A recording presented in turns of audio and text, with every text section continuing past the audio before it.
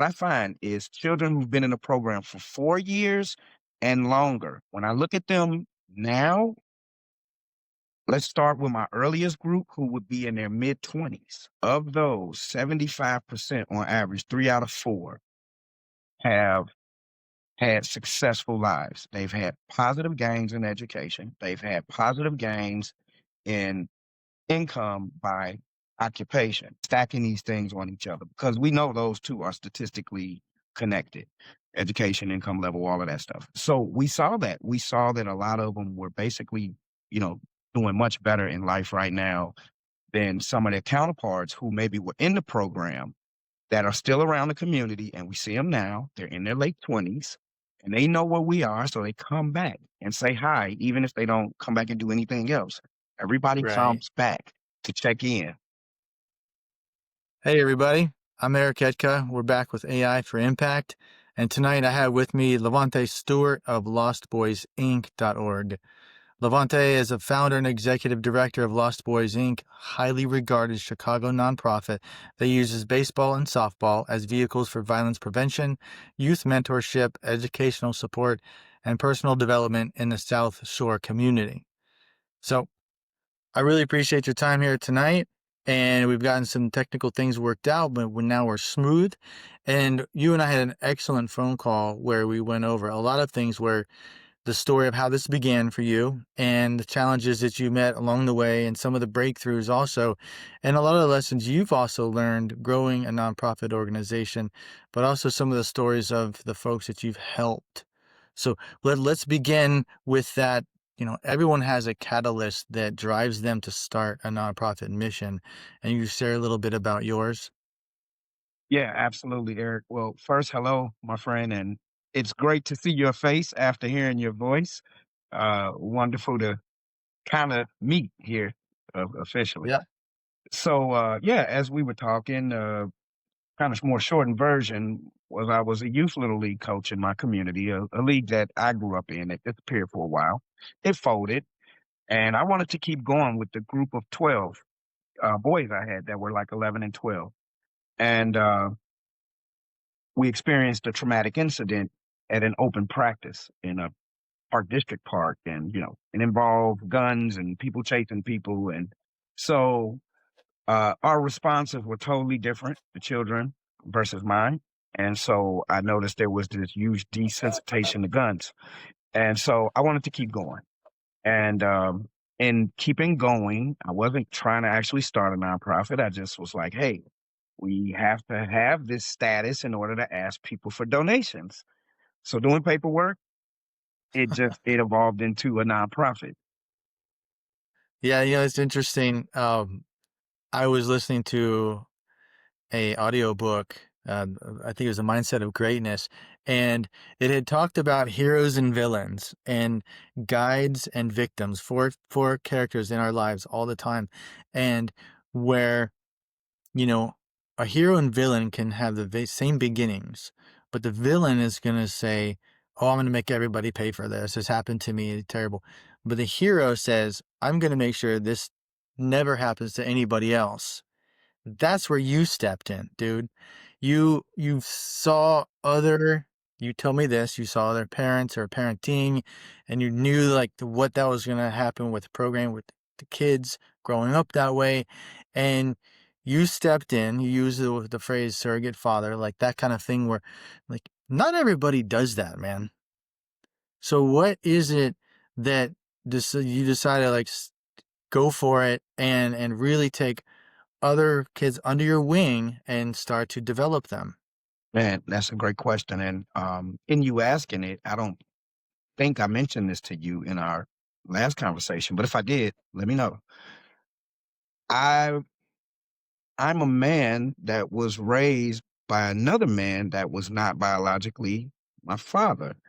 My father was a veteran, a Marine, and unfortunately, he was murdered here in Chicago, and I was about 3 years old.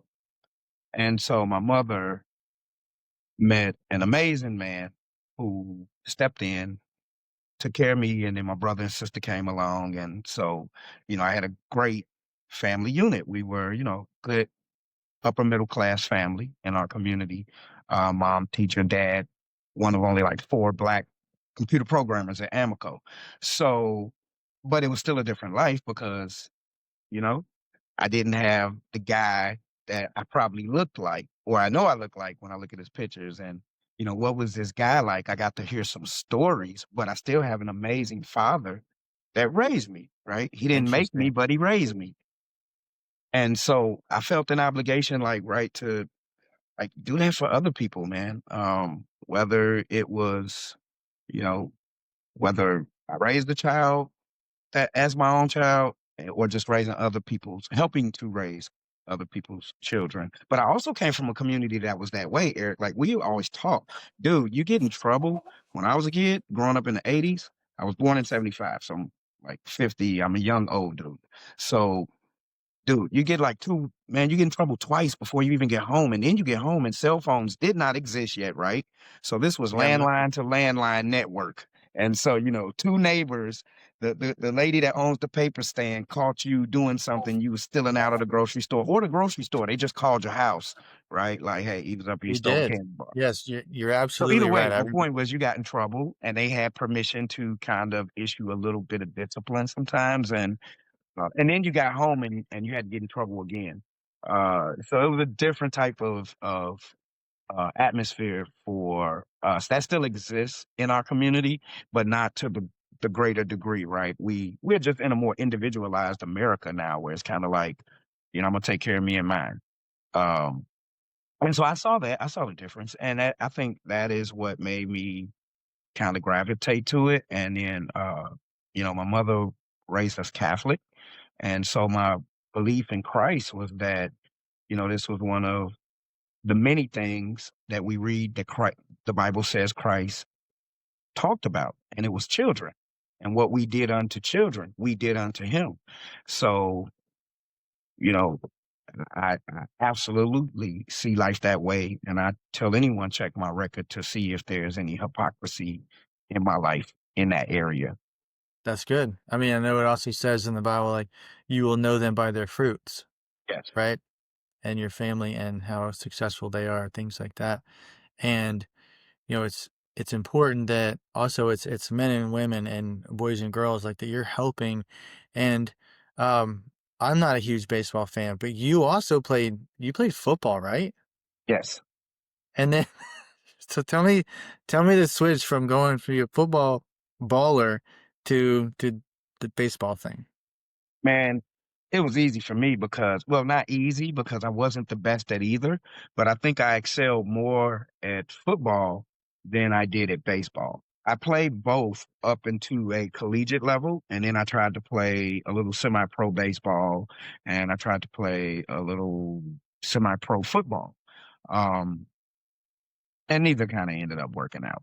So, but yes, football, I transitioned in high school because we didn't have a robust or strong youth program when I was a kid. We had baseball. It was the dominant sport and basketball in our community. We played street football, man. It was block versus block. So I started playing when I was younger, and we played on concrete and grass and everything. So everybody else joined high school teams. So I joined the high school team. And I Yeah. played at a couple of high schools. And I was probably the littlest, scrawniest, smallest thing that ever walked onto the field for Hampton University right here in 1993, and I was a walk-on defensive back. Yep. But they helped me gain like 40 pounds, probably 30 pure muscle over that next year. I didn't get any taller, and I just played like Marty McMillan. I don't know if you remember Mighty Mouse from the Kansas City Chiefs back in the Right, got it. days. Yeah. So Marty McMillan, right? He'd go against Jerry Rice, all these great receivers, but instead of trying to jump with them, the peanut punch. I'm a Bears Sneak fan. underneath of them and in and Yeah. out, right. So that's how I made the crisscross and the mix, but at the same time, I was still always playing baseball when I was younger, under 20, So with with 20. with Lost Boys Inc., how many years has this been going? So this is going into our 18th year now. Okay, Um, so that we'll leads me be to my next 18 question in May. where with this is an impact question, right? Understanding because part of these podcasts, these interviews is helping people who are going to be watching these to understand the impact. Not only like, yes, we've helped X amount of boys and girls at this age in this neighborhood, this and that. The key impact what I'm learning is like, how did Lost Boys change that person's life? Who did they become, and what did they do differently than they would have if you never put your arm around them and helped them out? And that's, thank you for that question. And for those watching and listening, I think that is the most important part about establishing, running, maintaining nonprofits that specifically serve youth. Um, and I mean all youth, because all youth need these things. It's not just relegated to low income or, single family household. Some youth have more exposure and have better modeling and guides. Like you said, I love what you said about villains and heroes. It's the same thing with youth. We grow, that's what we first identify with. Dude, the cartoon character I was identified with, and I'll say this on camera, I believed he was alive until I was almost 13 years old, was Underdog. Don't judge me, please. I really thought this cartoon character lived in this house on my aunt's block. And my older cousin, who I've started a ancestry podcast with, he was the one that would drive me, right? He would gaslight me and put the rods since I was a little bitty kid. And so this is my oldest cousin I trust, male cousin. So if Mhm. he got me believing Underdog really lived there, I'm like, yeah, this dude is real. So heroes though, right? And it helps develop our character because even now at 50, sometimes I'll still be like, yeah, how would Underdog handle this? And think Right. about how to That's handle that. interesting. So let's reel it back in and Yeah, go back to the people that you changed their life by going through Lost Boys and getting answering mentored that. and Good developed. question. They they did they became different people than they would have. What did they do?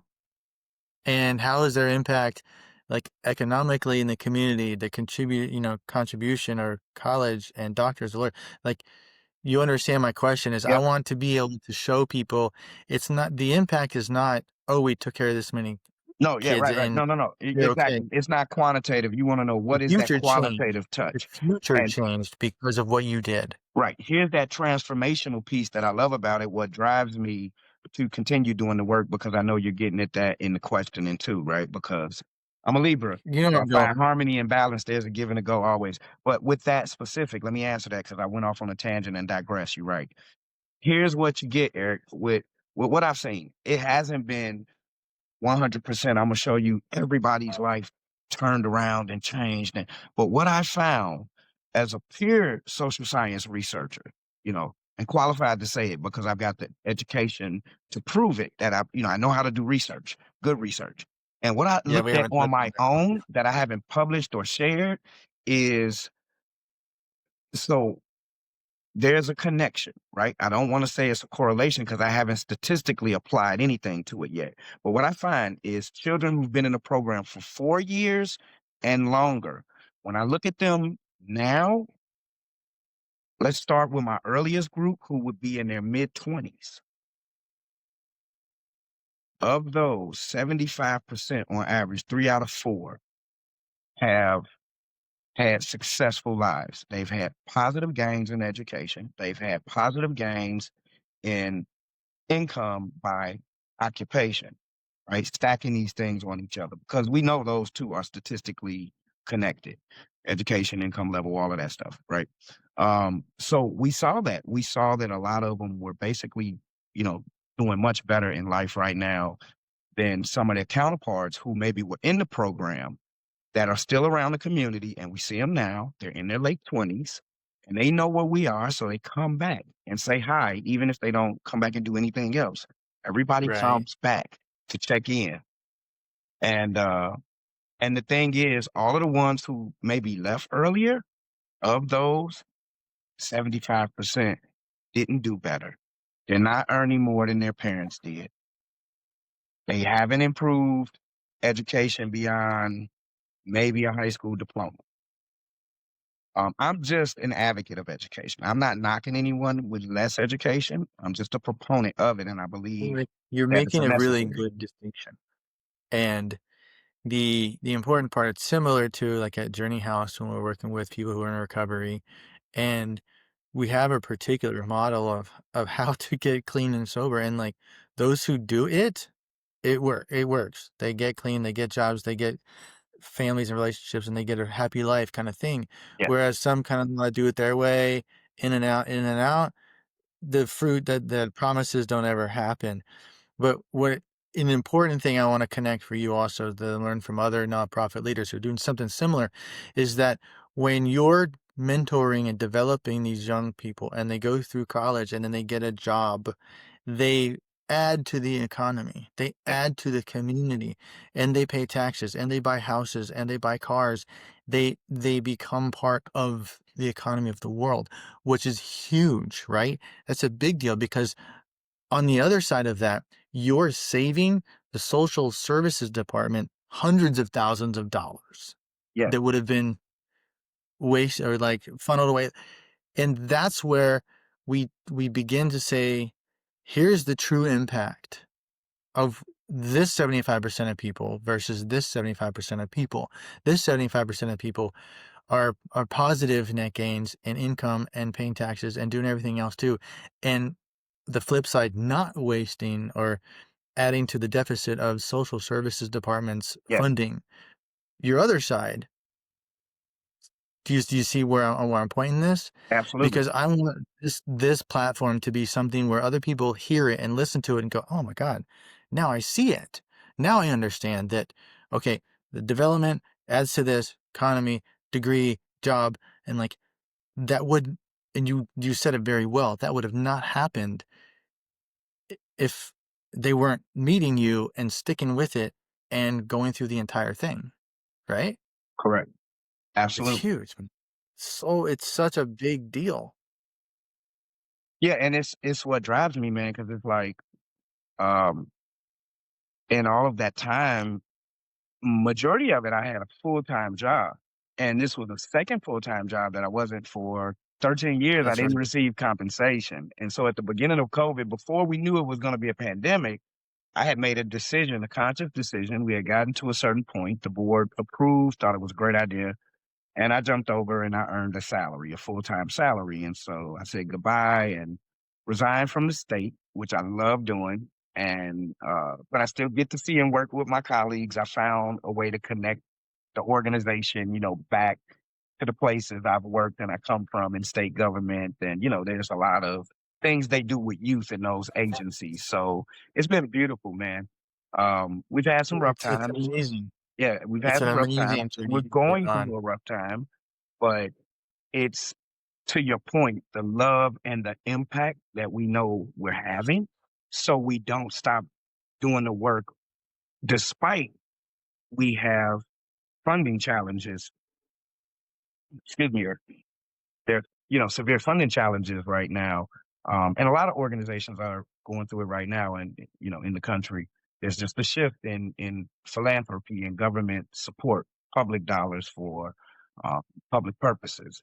So we've got to get a little more innovative and figure it out. But we're already ready, man. We're ready to come out swinging. We've got less than 60 days before our programs relaunch for the new year. So right now it's Right. 2026 for us. It's an interesting point we haven't brought up is your degrees yourself. You know, you're not just this dude that came from Chicago and wanted to help kids. You had mentioned subtly that you were one of what, 4 black programmers at Amoco, and, like, Oh my how rare dad. is that also? But you have a degree in computer science and a master's in public administration, Yes. right? Yeah. And And and that proves the a point. almost master's in computer science with a minor in mathematics, but I didn't complete my thesis project because my mom had a stroke and I couldn't focus on finishing the project. It was kind of sad, Yeah, sometimes that's, family comes first, doesn't it? but I want to say this because some people might be listening or watching and maybe right at this point, Eric, they're thinking, "Oh man, is this guy pontificating over here on about himself?" No, Here's why I do say that and celebrate myself and embrace it is before I was a holder of any of those degrees, I had a PhD from the street. I did 5 years in prison. Despite that great upbringing, I still chose to join a gang. I still chose to commit crimes. I was involved in violence. My friends were involved in violence. And you can't take those things back. But for me, if I said I was a follower of Christ, what I learned is I owed a debt for all of that, which was all of that was a three-letter word. And we know what it is, sin. And I was trapped in it, right? Because I hated myself for a moment. Why?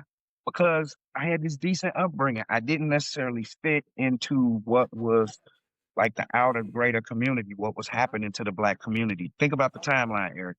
I told you I was growing up in the 80s. I was born in 75. So in my neighborhood, I saw the switch by 83 with the crack epidemic and in the war on drugs. And that's a whole nother Right. conversation I won't go down a rabbit hole on. But dude, you want to see the negative transformation of a place and a people, throw something in the mix like that, and you saw what you got, and Yeah, I've so plenty we of can stories. I mean, struggling, I right? Our community struggling to come back, but we're at a different place now, right? We're not gripped by were. that anymore, and our communities are beginning to really rebuild themselves and strengthen themselves. And I'm just grateful to be able to be a part of that with South Shore, where I come from. And so I'm just contributing in a way, right? I got this public administrator's degree, so if anybody I know better, or I'm supposed to know better, what are these ways to contribute to the public good through public service? So, and that's what Alright. Lost Boys gives, right? And so then for me, it offers an opportunity and a chance for any child, any family to come in and get better. And Right. if it's something we don't do, we have partners that do it. So that's another thing. Lost Boys really acts as a socioeconomic hub to the community because we become a gateway to other things. To your point again, if you come through our door, we're going to talk about education. We're going to talk about employment, training, all of that stuff. Mhm. Right. These successful youth leaders.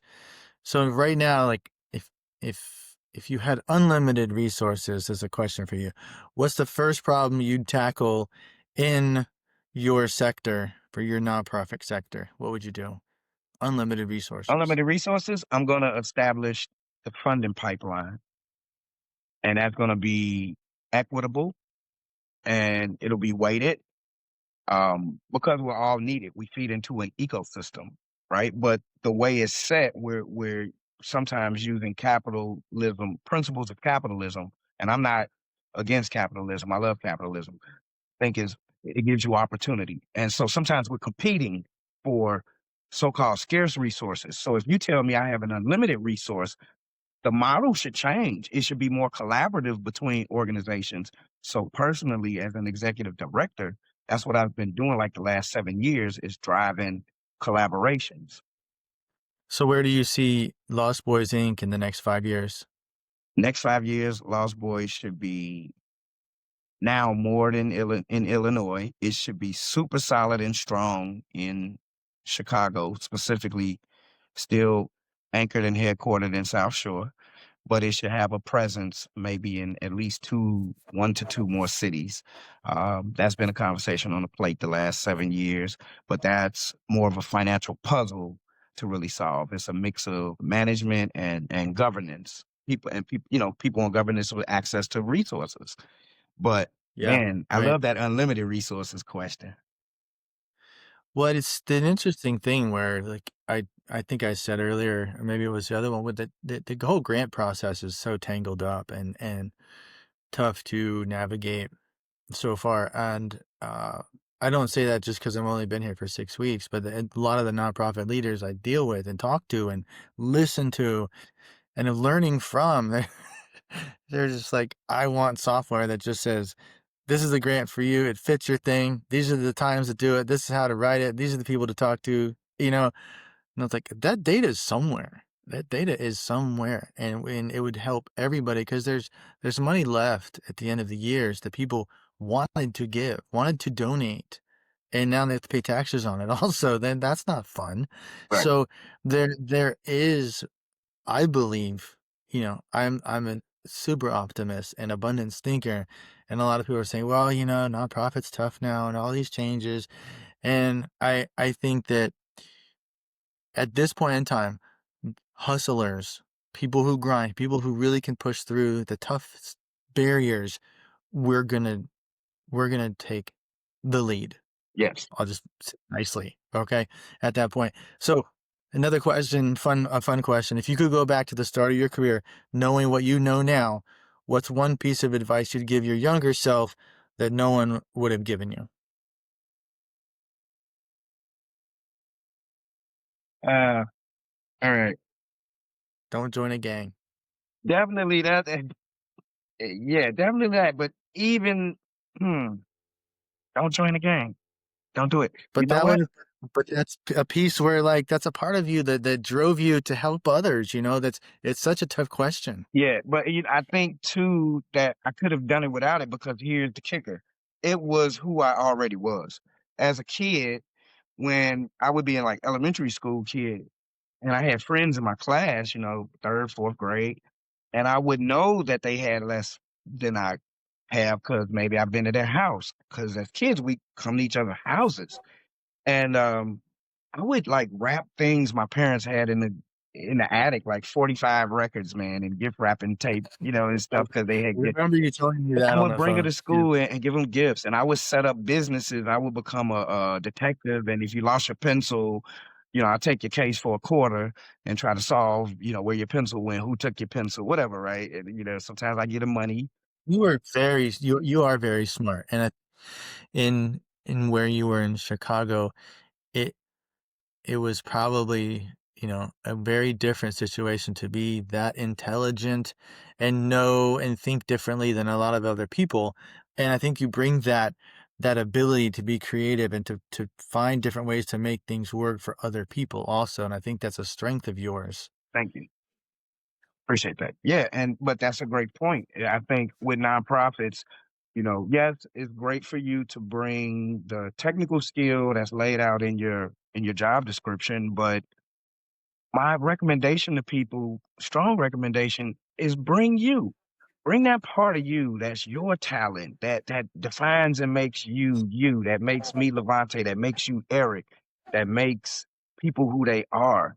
Um, and I know because sometimes it's hard, right? It's easy for me because I started this. But if I were just taking a job at Lost Boys, that's what I found to be fun, Eric, is when we onboard new staff, when we have an opportunity and what people's expectations are versus what they really experience when they get there is kind of cool to watch that process. Because all companies say we're like a family, and they say that up until the point when they give you a pink slip or whatever bad goes wrong, and then you leave and you're like, man, I hate that place. So my goal is that when people depart, that's the least thing that comes out of their mouth is that, man, I hate that place. I hate those people. If it is because they are people who don't know how to be self accountable and really, talk about what they did that got There, them out of there, right? So my there's a po my concept. point is I've tried to create this, like, totally different way of approaching, employment juxtaposed against the need in community. So I looked at it a couple of years ago and I said, "Man," at one point, we had a $1.8 million budget. We had jumped from, like, 800,000 in 1 year to 1.8 million because I started writing government grants. I wasn't writing them when I worked in the government because I didn't want an appearance of conflict of interest because I worked for high profile electeds Right. at the state level. And also I've always been a person, I believe in merit. You know, you deserve to be rewarded for hard work, intelligent work, accurate work, efficient work. Those people should be rewarded, for doing that. And so I True. take that mindset into Lost Boys, and we even created like a reward system to balance the disciplinary system. So yes, there's a system that penalizes you when you do something wrong, whether it's really, really wrong or kind of organizationally wrong. Well, how many Yeah, so the organizations punishment reward you for doing things matches the right? crime, right. So, we've Yeah, created a point system, but we got to put it on hold because we don't have the money to fund it. But people could earn days off. People could earn all types of stuff. That's legally fine to give to your employees. Um, a nice type of bonus that's not crazy taxable. Um, and then they could cash these points in for things. I have a question about the development, and is there a standard, like, step-by-step way that you figured out if you're training someone to come in and work with the youth, do they follow, like, as much of a cookie cutter approach as possible, a standard work approach? Yeah, so we do for Because purposes. that's gonna lead you to be able to go to other cities. Yeah, yeah, we have to. And so we really formulated that and continuing to evaluate that system we put in place. I think the challenge is making sure everybody's kind of following the system to a T and making sure things are happening in that way. And I think True. once we're maintaining that system, then we can interject our authenticity part into it, right? That contributes side by side with the cookie cutter approach to some things to standardize it. Because you have a great point. If I'm going to shop it somewhere else, if I want a Wendy's in New Orleans, then I can't bring Mindy's. I got to bring Wendy's, right? The way that Wendy's is in Chicago, where it's just a Mindy's when I open in New Orleans. So it won't be a Lost Boys, it'd be a Lost Toys or something. So, That's a right. good I one. I like that point. You do have to do that. And auditing, you're gonna see that in programmatic audits, financial audits. So you have to So have this kind of modeling. that's where my brain's running on, how do we prove that you can do this over and over and over? And with the folks that you've gotten through your standardized program that graduated and got great jobs, how do we present that in a certain way that delegates, governors, senators, corporations, institutions will look at it and say, wow, like, I want to be a part of that. I want to feed money into that because that's going to help this entire community, this region, and that's where Lost Boys takes off. Yeah, and we've been trying it. I don't have a blueprint or a super answer to that, but I know we get a lot of support and great positive responses from all sectors. And just right now, we're pushing more of a private sector focus and pushing our name more and, trying to connect where philanthropy is, where people want to give to something like us. To your point you made earlier, that it's money out there.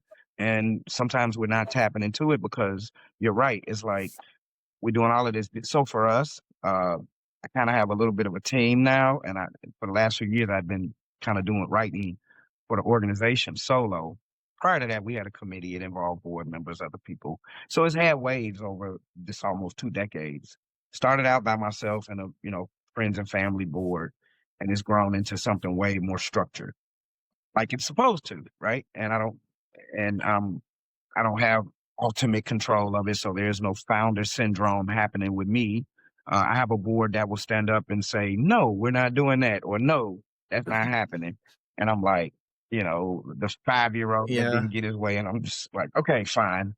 But I like that. I didn't want a bunch of people that, I've worked for other nonprofits. I've seen how this stuff goes, especially if you have family. And my approach is also different because I challenge the boundaries of maybe what some would say is the ethics of it, right? Because when you step back and look at nonprofits and things that deal in public, there are these real strong guardrails of ethics around related people, related parties. So having family versus a family foundation, that's different. With us being a 501c3 public charity, like my children have gone through the program and 3 of my 4 have worked there in some capacity. Currently, one works there now. One is off in college, one is going on in the workforce, to higher places.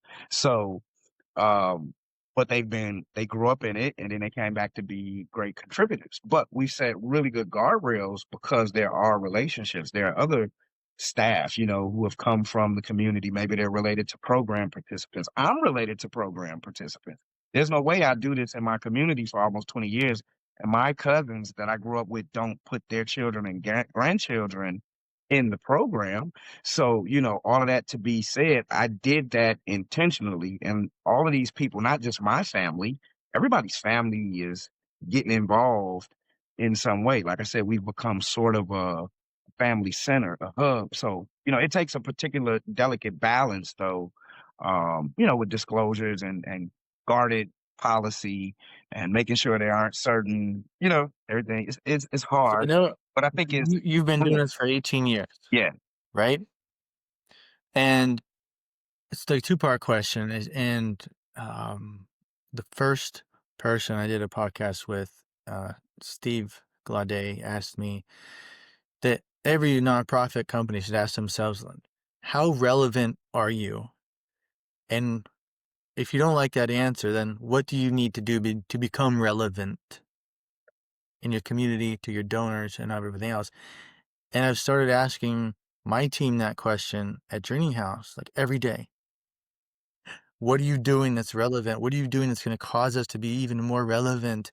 And that's such a deep question because you have this model that can change people's futures if they follow it, right? right. And that is relevant to many people, but we just have to get it in front of them. Yes, yes. And get Right. the support to do it and grow it because, as we get more people to serve, there's a scale. And so we need that staff to maintain the ratios because right now we try to keep the ratios like 1 to 8 at highest in any situation. And another unique part of our model is everybody is a mentor. So everybody's hands on at some point, whether it's the financial director, the operations director, the executive director. Often in grants, I write a nice chunk of my salary and it's allowable into personnel versus indirect costs, right? Because oftentimes executive director, ops director, HR director, financial those folks get put down into indirect costs because of their roles. They're basically saying, hey, you don't have contact with kids as much. This money is for direct contact with kids through programs. But as an ED, I'm probably spend 50% of my time doing. I'm still a coach, dude. I coach, man, like all Yeah. levels. I'm out there having practices, still being an executive director, still being a dad, still being on other community committees and stuff like that, just contributing into the community that way. Awesome. So one more big question, and this was brought up in the last one, where the what is the future? Where's the longevity? What's the legacy model for this? You know, it can't always just be you. Yeah, Like no, what's your plan for that endowment, whatever, to continue when you're done? Because that's demand is going to go up. yeah, The demand is going to go up for what you're doing. that's a wonderful question. And two quick thoughts on that, because I think it helps my answer. One, recently, a very close friend of mine kind of challenged me on all of this thinking. It was like, look, it's no knock on you, but you're not going to be the one to take it to the next level. You set the ground for it, but it's not going to be you that takes it wherever it goes next. And I'm sort of like, ah, uh, but I accept that because here's the thing. Just before we started having kind of the financial crisis, in my head, I'm like, man, 1.8 million. We're cool for a couple of years. It's time to hand this over. And so I was at that time, about almost 2 years ago now, starting to think of succession planning. Was getting ready to start working on it. Working with different people around me that I think would be possibly interim because my strongest belief is that whoever is the next executive director of Lost Boys, I don't know that I want them to come off of a hiring board. That's the founder in me. I want them to be somebody that came up in it, uh, whether it was a That's participant before or whether it's a staff person that rose Why? Because I've watched the working man be stepped over in business all the time, and I don't wanna play those elite games where it's just a rotation of, you know, elite folks sitting up there having those jobs. Let a regular person that's been grinding, that's been hustling, that came up from being a coach to a coordinator to a program director. They got a director on their title already. Are they able to make the logical jump and step and the hard move to be the executive director? Have they gone to get the education that is required of an executive director? Do they understand those principles? Then yes, I want that person to lead it. So my short answer is, I had a little laugh with God. I said, So I see how to make you laugh. Tell you what my plans are, huh? So I told him I was quitting, and he said, "Watch this." And so I'm like, well, I got to stick around because now the doors are almost about to close and we just can't let it happen. And so, God has sent some answers. He sent a one and a big one. We had Big Cat from Barstool came through and helped us out significantly, get over a little bit of a hump. So, man, all I could say about that is I want to get it back on the rails right now, and then we'll start talking maybe Succession again. I think this time I know, but yeah, because I Yeah, I do think wanna do some other you're things on in the life. way. You're on the way to figuring out the standardized program, the standard work program's gotta be in place also for you to step out, right? So that any business that can run without you in the middle of it first, Yeah, and then at that point, like, then you're like, "Okay, I have a viable business. I can send" you said Wendy's, you can franchise Lost Boys. That would be, like, my kinda thinking. It was, "How do I franchise this?" It's, being at Amazon for 8 years, I can grab a building, I can open it up, I can turn it into a warehouse, I can scale it just because we know exactly, right? Here's the cookie. You said training people and making sure that they're actually doing what they're supposed to be doing, that they were trained to do, mhm, that is an absolutely important part of being able to have that succession plan in place. But it also, as you're going through that process of that journey to do that, is you're going to show your donors and the institutions and the corporations that you have a model that works, that increases the economy in your community. It increases these people's lives and their future lives. And that's where, when we're done with this, I want to let you meet some other people so that you can kind of map that out and you can prove the improved economy of a community versus what that person didn't take from social services or healthcare or problems, that's right. or the jail system, the drug courts. And so there's two sides of this. And it's important that the, the next generation of anybody coming through has a better chance because we're here to mentor them and you're going to train people to mentor them like you would do it as well as possible and continue this whole process. I mean, we need to do that for our younger generation. Yes. Yeah. Mm. Well, we didn't even get to talk about Road Dog. Oh, man, but we give him a shout out. Hey, Road Dogg, Section 108 guys, great guys, man. Uh, Gave us a Pretty beautiful tour funny. at the Ramova. We had an event there recently, Sport for Good Chicago. And, yeah, I'm looking forward to doing some stuff with Ro. Right on. I'm going to stop here.